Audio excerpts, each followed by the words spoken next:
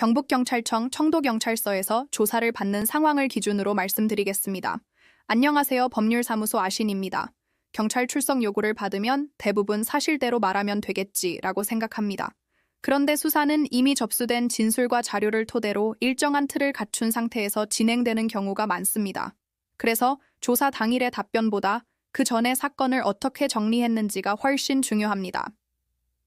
형사사건은 겉으로 보이는 죄명보다 실제 쟁점이 핵심입니다.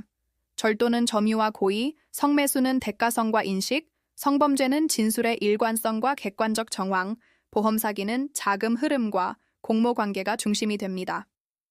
본인은 충분히 설명했다고 느끼지만 조서에는 일부 표현만 남는 경우가 있습니다. 황당하게 느껴질 수 있습니다. 그런데 그 문장 하나가 사건 전체 취지처럼 읽힐 수 있습니다.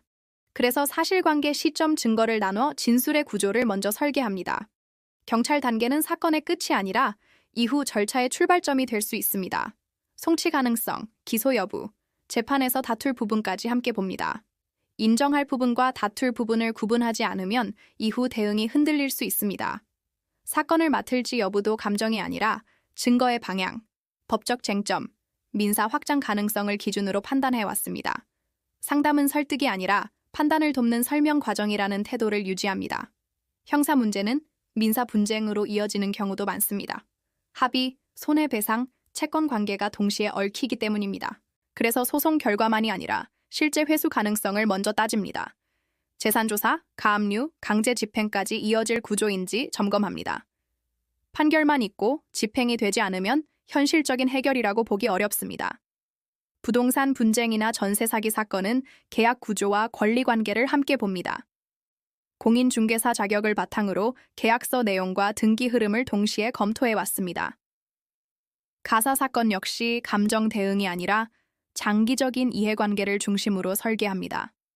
이혼, 재산 분할, 양육권은 이후 분쟁 가능성까지 고려해 방향을 정합니다. 출입국 문제와 형사 절차가 얽힌 사건은 형사 민사 행정을 나누지 않고 하나의 흐름으로 종합 검토합니다. 상담부터 조사, 소송, 집행까지 직접 이어가며 준비해 왔습니다. 이런 기준으로 형사, 민사, 가사, 부동산, 행정 전반을 다루는 곳이 법률사무소 아신입니다. 상담이 필요하다면 영상 설명글을 참고해주세요. 구독과 좋아요는 보다 꼼꼼한 법률 상담에 도움이 됩니다.